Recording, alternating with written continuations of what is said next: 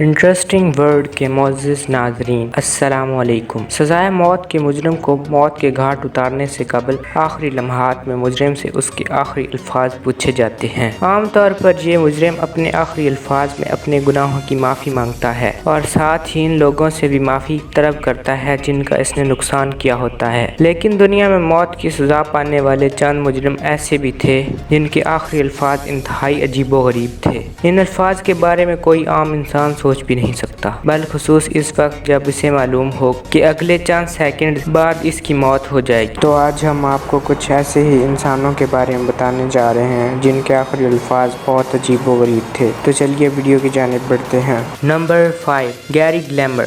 اس امریکی باشندے نے ڈکیتی کے واردات کے دوران 2 افراد کو قتل کر دیا تھا لیکن جلد ہی گرفتار ہو گیا۔ عدالت نے اسے سزائے موت سنا دی۔ اس کیس سے قبل سزائے موت دینے پر پابندی تھی لیکن اس پابندی کے خاتمے کے بعد یہ پہلی سزائے موت تھی۔ اس عدالتی فیصلے پر ان لوگوں نے احتجاج شروع کر دیا جو سزائے موت دینے کے خلاف تھے۔ اس طرح یہ گیری گلیمر مشہور ہو گیا، لیکن حیرت انگیز طور پر گیری نے نہ تو اپنی سزا خلاف کوئی اپیل کی بلکہ اس نے خود پھانسی دینے کا مطالبہ کرنا شروع کر دیا۔ اس نے کہنا شروع کر دیا، مجھے سزائے موت دی جائے۔ جب اسے فائرنگ کے ذریعے موت کے گھاٹ اتارا جا رہا تھا تو پولیس والوں سے اس کے آخری الفاظ تھے لیٹس ڈو اٹ، جو کہ مشہور ہو گئے۔ کہا جاتا ہے کہ دنیا کے سب سے بڑے اسپورٹس برانڈ نائکی نے انہی الفاظ سے اپنا سلوگن جسٹ ڈو اٹ تیار کیا تھا جو آج تک قائم ہے۔ Number 4، Carl Panzram. یہ بھی ایک امریکی شہری تھا اور یہ ایک سیریل کلر اور ڈکیٹ تھا۔ اسے 22 افراد کے قتل کے جرم میں گرفتار کیا گیا اور عدالت نے اسے موت کی سزا سنائی۔ حیران کن طور پر یہ موت کی سزا پانے کے لیے بے چین تھا، یہاں تک کہ جب اسے پھانسی دی جا رہی تھی تو اس نے جلاد کو گالی دیتے ہوئے کہا، جلدی کرو، اتنی دیر میں تمہیں 1 درجن لوگوں کو پھانسی دے دوں۔ ان آخری الفاظ سے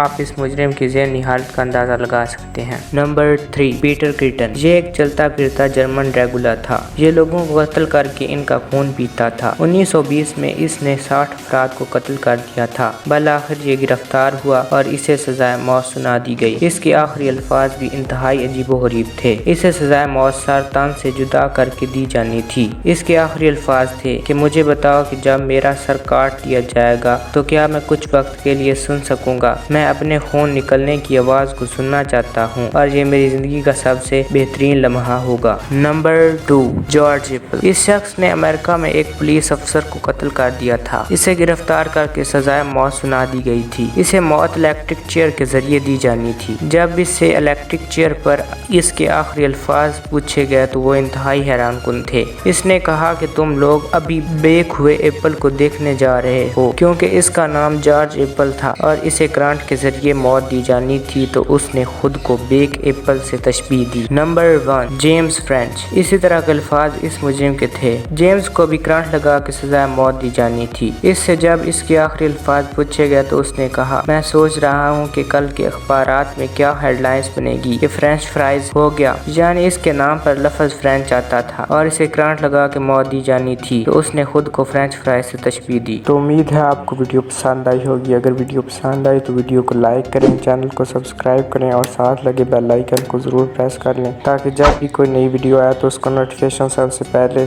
آپ تک پہنچ جائے۔ تو ملتے ہیں نیکسٹ ویڈیو میں، تب تک کے لیے اللہ حافظ۔